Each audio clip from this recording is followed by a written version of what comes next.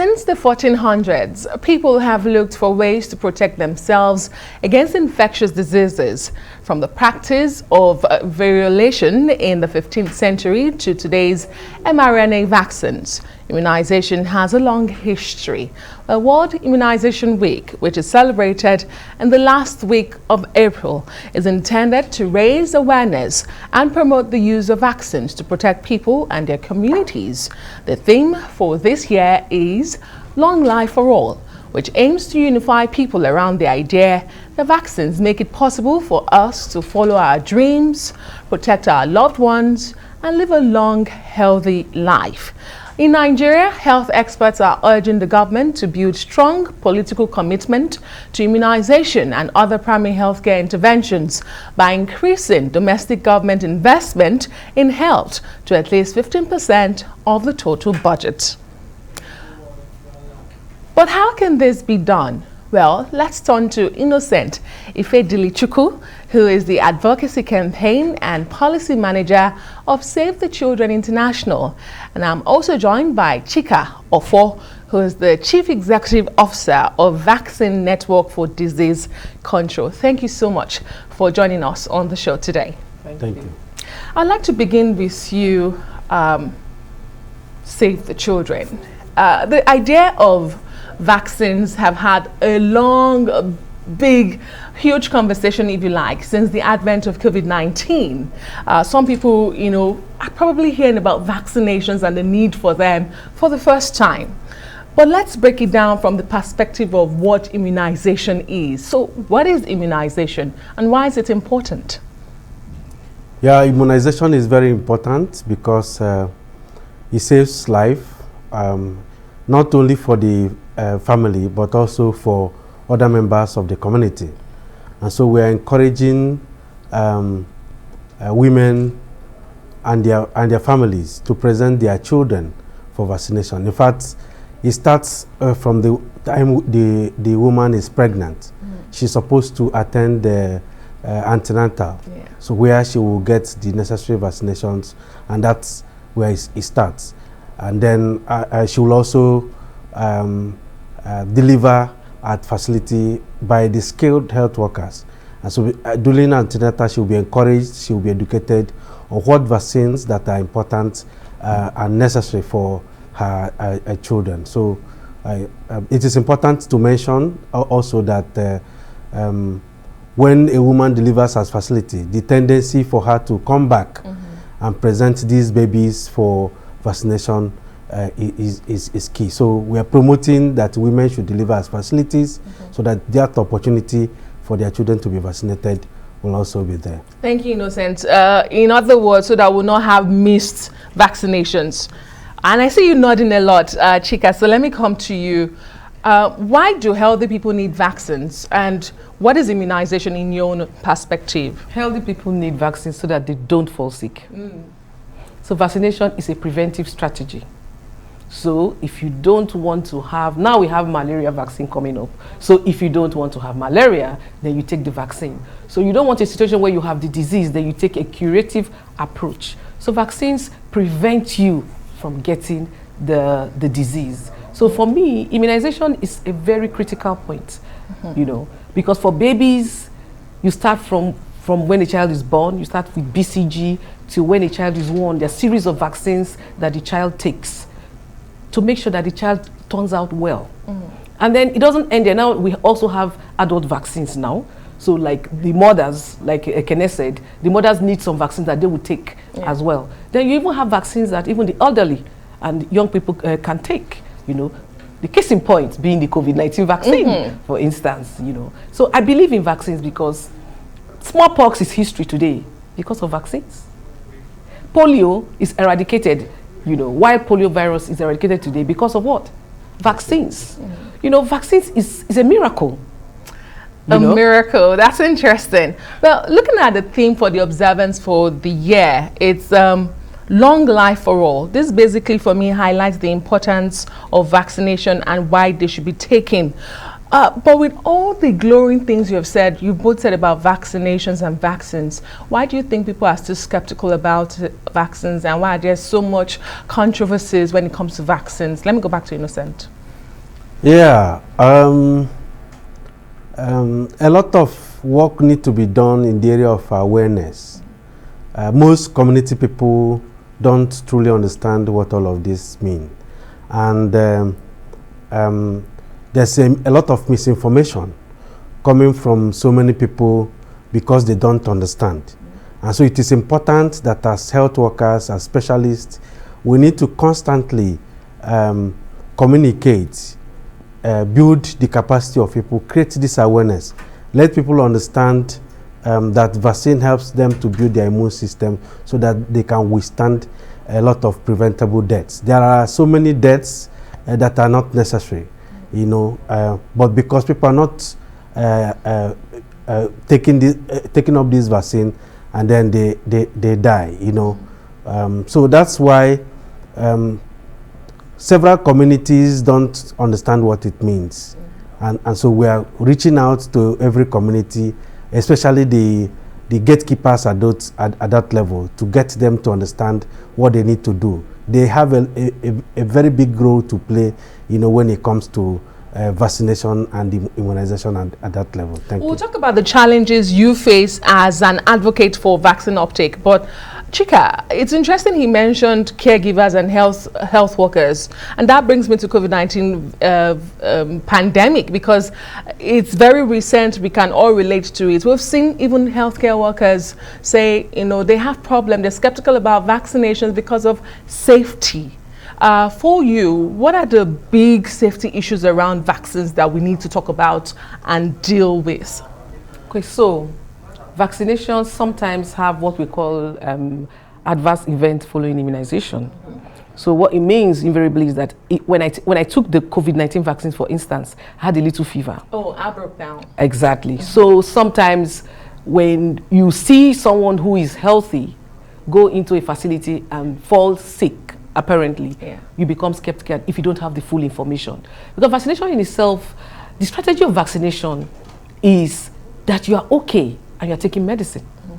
So you really have to believe in it for you to go ahead, and then you get fever. Like in one of my communities, we took some of the women and the children for vaccinations, and some women refused to go to take their vaccines. The women who didn't go didn't fall sick. Then the people who went fell sick, but for a short time. Eventually, the children who didn't go had polio, which was worse. So the little fever here and there that you get when you take vaccines is not enough reason for you not to take them. So the most important thing around vaccination is trust. You know, trust is so critical in the things that we do, that what Nigeria has to just make sure that people believe in them. Don't forget, at that time of COVID-19, there were this palliative issue that you didn't call us to take palliatives, but now you are calling us to come and take vaccine. So I'm not going to take it. You get what I'm saying? So it all boils down to, you know, the trust, the system, the trust. And then many times when you go to communities, many times in the communities, they really don't understand what you're talking about, the awareness that you create and all that, but they believe in you. And then when they believe in you and you say, this is good for you, then they do it. But when I don't believe in you, even if you say it's good morning, I'll go and check outside.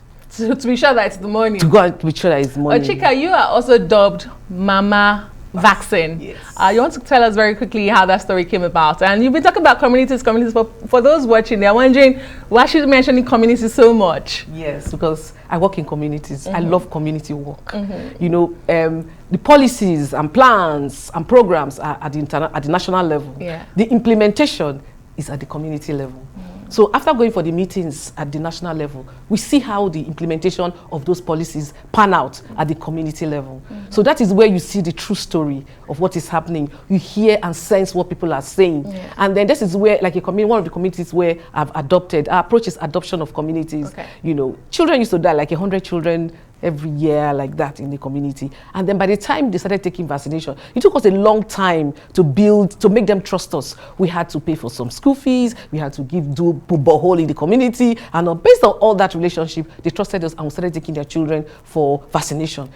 It just cut from 100 to 50 children. And then it went below that until other things came up like wash, other things now had to come in to make sure that they have a very robust system. So that's why they call me Vaccine Mama. I know that vaccine works. I'm passionate about vaccination. All my children are vaccinated. I am vaccinated. So I'm cool. So, and I know that vaccination is good. Yeah. So I believe in it. Well, we do believe in it, and that's why we have you here. Innocent, back to you. And I'm glad she's mentioned children and communities. The WHO has just said that during the COVID-19 pandemic, there were disrupted planned vaccination drives in 15 African countries. This affected over 16 million children when it came to measles in particular, measles vaccination. How do we close that gap? Is it possible, to catch this missed gap? I guess my question is, now that countries are easing COVID-19 restrictions, we seem to be moving on with our lives, are we seeing the same level of vaccinations we saw pre-pandemic? Are people coming back? Are those children getting vaccinated? And how huge a problem is this? Now let me shock you.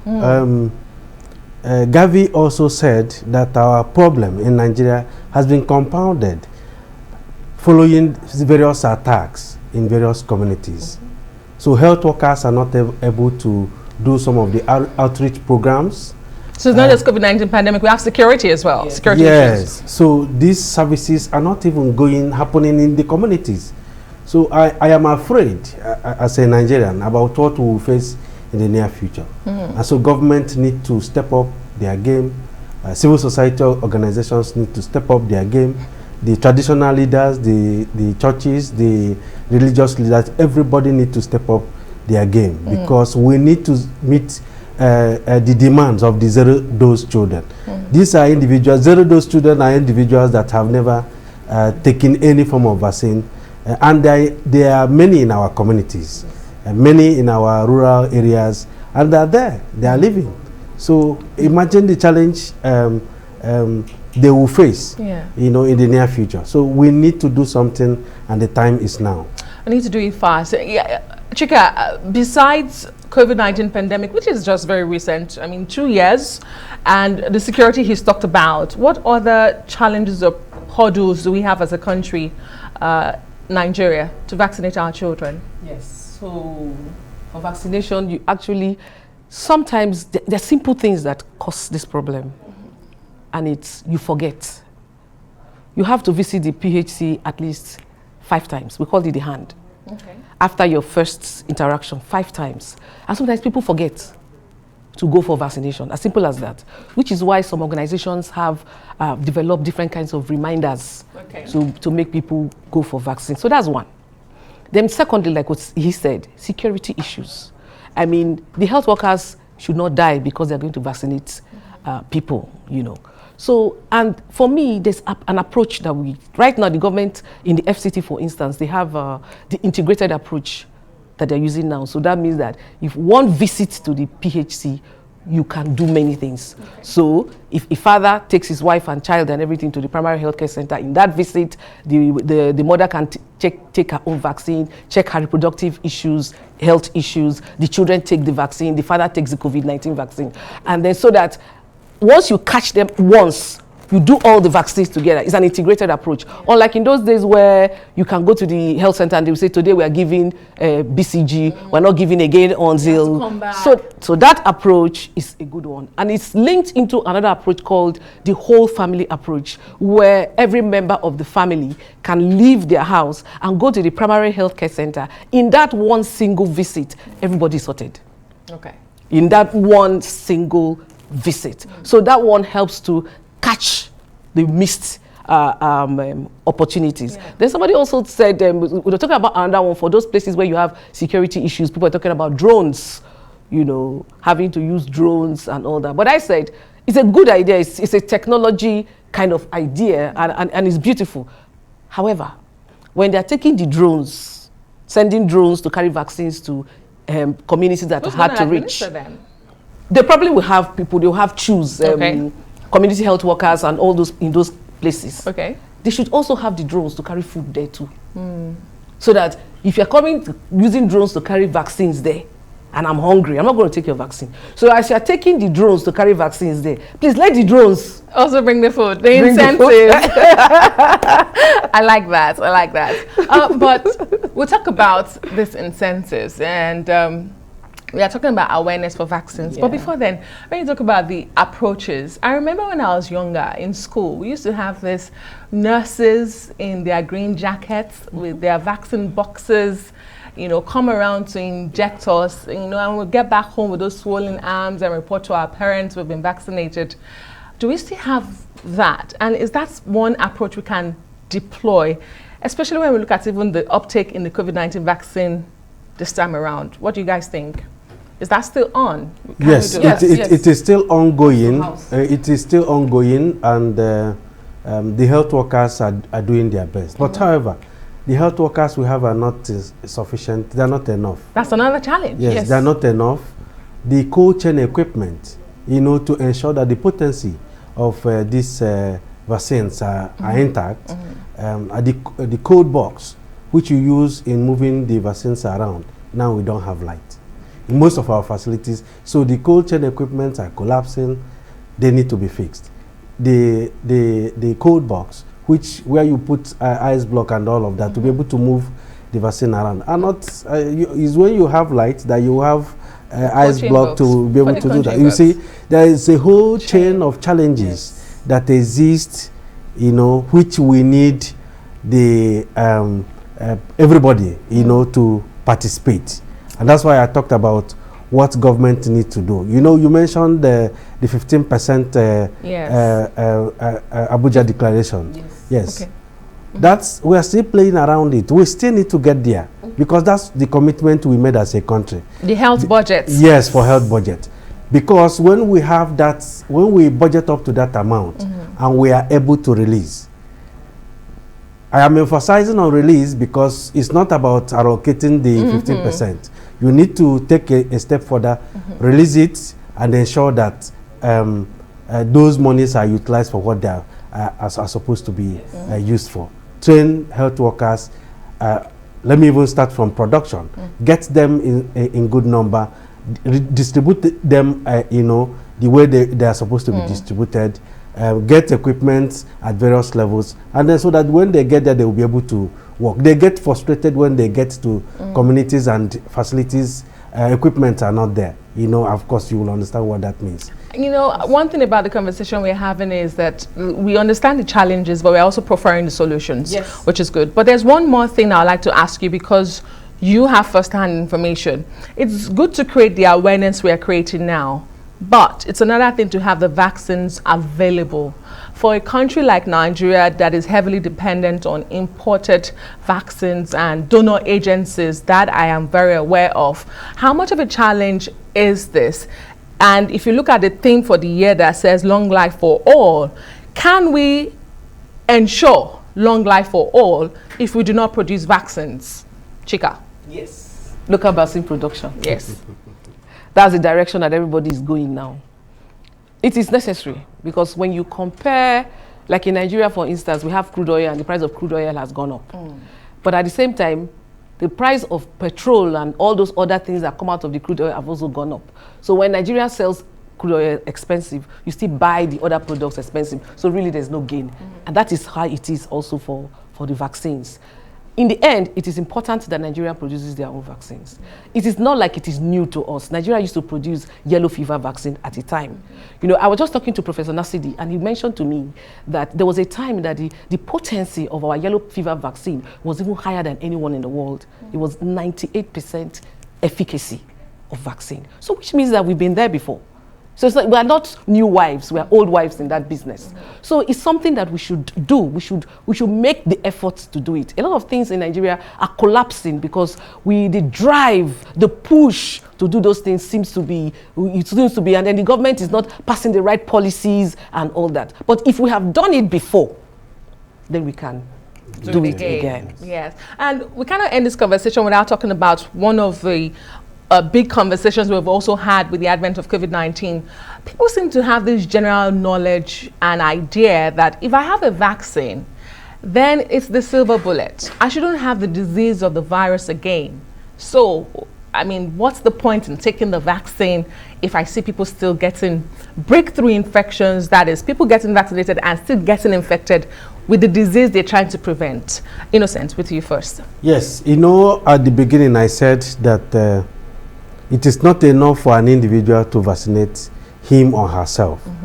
The reason is because the other people within the community can still pass the disease. So it is important that everybody within the community, you know, takes these vaccines so that we are all safe. If one person is not taking it, that person will be the carrier, and we will all still be affected. But the gain of taking vaccine is that you will be better off. You will fall sick and then you come back normal. And then, but another person who did not take that vaccine will eventually suffer for it and probably die as a result of that. There is a lot of vaccine preventable diseases. You know, recently we just lost somebody to cervical cancer, and she died because she didn't take the vaccine before she became very active. You know, if she had taken that, she will not have cervical cancer. So this message need to get to everybody. People need to be aware that they should do what they are supposed to do, you know, and they should be guided in taking those vaccine. And you, Chika? Yes, and then like Ikena said, there are many vaccine preventable diseases. Even for adults, we focus a lot around children vaccines and all that. But there are adult vaccines. There are pneumococcal vaccines for adults and for elderly people. And these vaccines are available for you and I, you know. So we should focus on that. And then it is very important that when you need to take a vaccine, you just take it. If you fall ill, you probably will not, it will not be fatal. So we're trying to avoid the fatality, you know. I took the measles vaccine as a child, and till today, I've not had measles. Apart from the fact I'm a very vain person, I'd rather not have measles or chicken pox for that, for instance, and have all the spots and have to, I'm not, but the truth be told, vaccines saves lives and money. Because the amount of money you will spend to go to the PHC or whatever to take the vaccine is so little as compared to the amount of money you will spend to treat. And then that again is heavy on the country. So can you imagine a country where everybody is healthy, things are working well? You'll find that you spend less money in areas of health. You know, but now we're spending money for prevention, we're spending money for treatment, we're spending money for different kinds of things, the money that we should have spent in other areas. So awareness creation should not be minimized in any way. And then we shouldn't also consider only childhood vaccines. We should consider from childhood to adult vaccines. Like, you know, COVID-19 is one of the, COVID-19 vaccine is one of the vaccines. And then you have the pneumococcal. I talk about pneumococcal a lot because pneumonia is a silent killer and has been killing a lot of people. And the vaccines are there. The Pfizers, the GSKs and all of them, they have the vaccines that are available. So please, I'm just saying that it's important. Unfortunately, we're out of time, but this conversation was so interesting. The speed at which the COVID-19 vaccines were developed is another issue that people talk about, but I would have to leave it here. Thank you so much, Innocent Ifedilichukwu, I hope I got that, Advocacy Campaign and Policy Manager of Save the Children International. Thank you so much for being on the show, as well as Chika Offor, dubbed Mama Vaccine, the Chief Executive Officer of Vaccine Network for Disease Control. Thank you for the good job you're both doing. We do appreciate it.